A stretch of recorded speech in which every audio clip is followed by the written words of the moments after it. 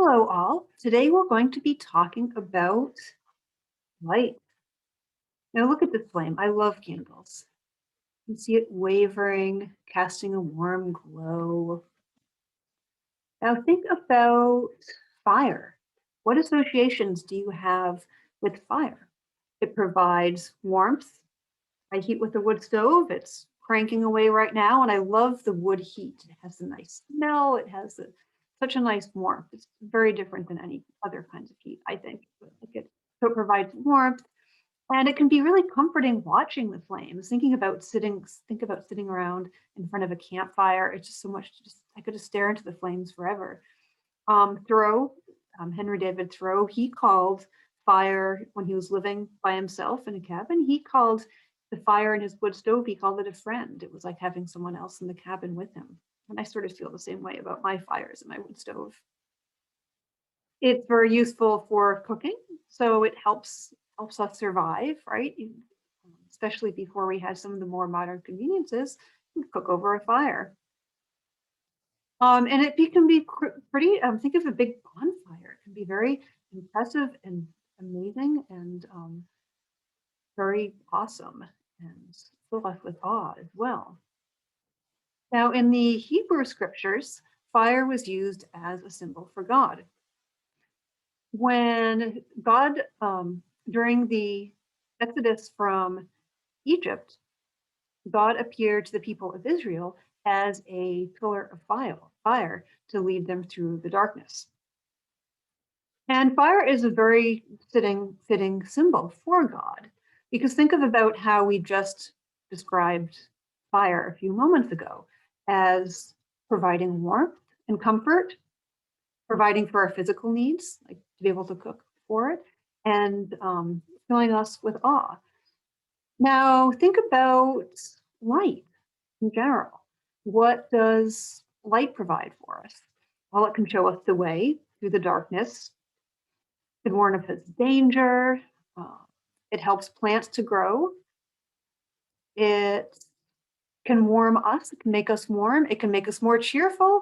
Sometimes the sun coming up in the morning is such a cheerful thing. And at this time of year, when there's so much darkness, it's always nice to see the days getting longer again. And in the darkness, one of the reasons I enjoy the Christmas lights so much is because there's so much darkness during the winter. So to have all those Christmas lights outside, that light, it's so cheerful. It can bring us a lot of joy. Light can also heal us. Think of heat lamps or the lasers for laser surgery. In the New Testament, light is used as a symbol for Jesus. And he's called the light of the world. And this is also a very fitting symbol because all of the uses for light that I just mentioned as a guide to warm us and to comfort us, aiding in our growth and healing. These are all things that Jesus does, just like light does, right? So I am going to read, see if I can do it by the candlelight here, from Matthew 5:14. I'm gonna have to turn the light on. Just this one sentence. And this in Matthew 5:14 here, Jesus is talking to his disciples. And this is what he says. He says, "You are the light of the world." Wait a minute, I'll read this. Actually, I'll read it more than that. "You are the light of the world. A city on top of a hill can't be hidden. Neither do people light a lamp and put it under a basket. Instead, they put it on top of a lampstand, and it shines on all who are in the house. In the same way, let your light shine before people so they can see the good things you do and praise your Father who is in heaven." So these are the words of Jesus to his disciples. Now, the first sentence I read, it says, "You are the light of the world." But wait a minute. Jesus says you to his disciples. He doesn't say, now Jesus is called the light of the world, but he doesn't say, I am the light of the world. So who is the light? So this can be confusing. One way we can think about this is that we are like a mirror. So think about a mirror. If I turned off all the lights, off again. It's pretty dark. I'll leave it on.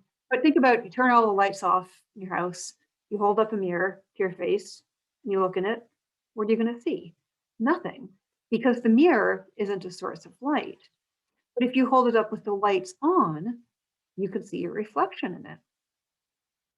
And whatever else is other images in it that the light is reflecting, because the mirror isn't the source of the light, it's reflecting light, the light that's shining upon it. So it uses the light that's there and then reflects it back out again. So that's why it's called a reflection. The image that you see in the mirror is called a reflection. The mirror takes the light that's created somewhere else and spreads it around. And this is what a disciple does.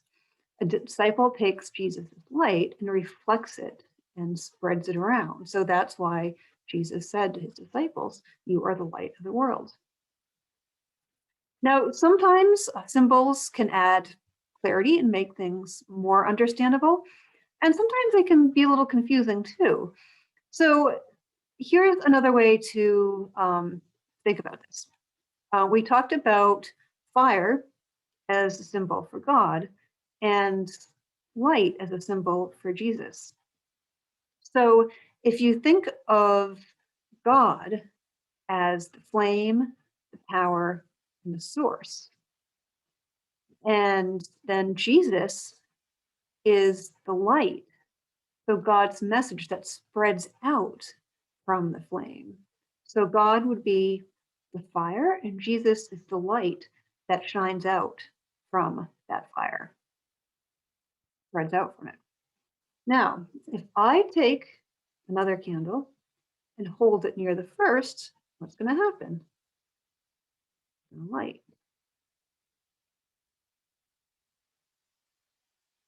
Let's see. I was going to put this one down here. So it catches on fire too.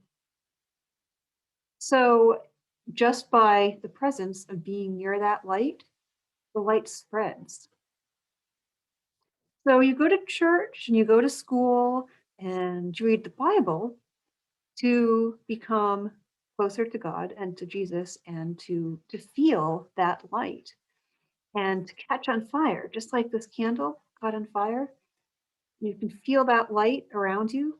You can catch on fire as well and spread that light around even further than that one candle can do. So if you catch on fire, then you are also able to spread light around.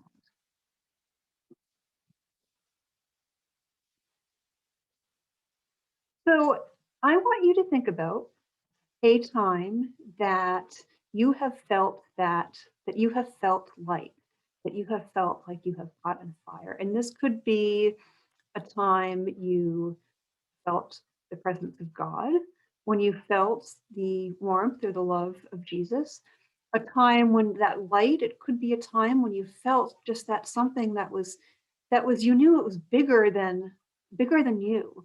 There was something else there that was larger than you were, but at the same time felt a connection to it all. It could be just a time that light that you felt could have just been when you felt a connection to that larger something that's out there, that larger world around you, whether it's other people or the natural world. So I want you to think about it and give it some thought. And while you do that, I'm going to tell you a story of a time that I felt that light. So for me, it was a time, of course, this is not going to be a surprise to you. For me, it was a time when I was out in the wilderness in Baxter State Park. And I went to a campsite to lean to on Pogie Pond. And the day before, I'd taken this beautiful hike around Traveler Mountain Ridge. It was wonderful. And now this was my first time to Pogie Pond. And I loved the campsite. As soon as I got there, it was quite nice. It was right in the pond and it was really cold. It was October and it was really cold. It was below freezing as it was getting dark. So I had a fire all ready to go and I was about to light it, but there was a canoe by the side of the pond that I hadn't been out in the on the pond yet in the canoe. And the canoe was just sitting there, just calling to me. It's like, "Oh, sort of go out in the pond before it was totally dark because it was just around dusk, so it was beginning to get dark. Like if I don't go now, I'll miss my chance this evening. I could go the next day, but it was so pretty out. So I was cold, but you know what? Before I light my fire and get all cozy by the fire, the warmth of the fire, I'm gonna go just pop the canoe in the pond and float around a bit. So I did. I went down. It was wonderful. I was looking. I could see Mount Katahdin from the pond, and it was dusk, and the water was just this inky, flat, calm, and all my senses were just full of the flat water, the sound of the frogs and the birds, and the smell of the spruce trees and of the sort of that sort of earthy, muddy, musty smell of the shore. And the light was so pretty. So, and just the feel, the cold water was dripping down to the paddle onto my hands, and it was so peaceful. So finally, I decided, and the light was just beautiful. So finally, I decided to turn around, and I turn around, and what do I see from the center of the pond? There is Traveler Mountain that I just hiked the day before, all lit up, this alpenglow, they call it. So while the sky was all this dark purple and dark blue, the mountain was orange. It was like it was on fire itself, right? And I didn't even know I could see that ridge from there. So I turn around, not realize, just thinking expect trees, right? And there's this mountain gloriously lit up. And it felt and looked as if the mountain were on fire. It looked as if the mountain was providing the light. But like the mirror we talked about earlier, it wasn't, right? It wasn't actually the source of the light. It was reflecting the light back to me. And it was so beautiful. And so not only was I getting this light that was reflecting back to me and spreading around, um, but it was a moment for me where I felt the light in a deeper sense in terms of the light of the connection to the world around me, and that connection to something bigger. So that is my story. So I want you to think about a story of a time that you felt the light in that sense, how I described earlier. And you can share it with someone now, with if you're watching this video with someone else, or find someone else in your household. Or if you want, think about it and maybe at dinner time, share your story with your family. And maybe they'll share you and ask some of their stories of when they felt light at some point in their life. So that is all for today. So wishing you a great week, a week full of light and joy. Be kind and be safe. I'll see you next time.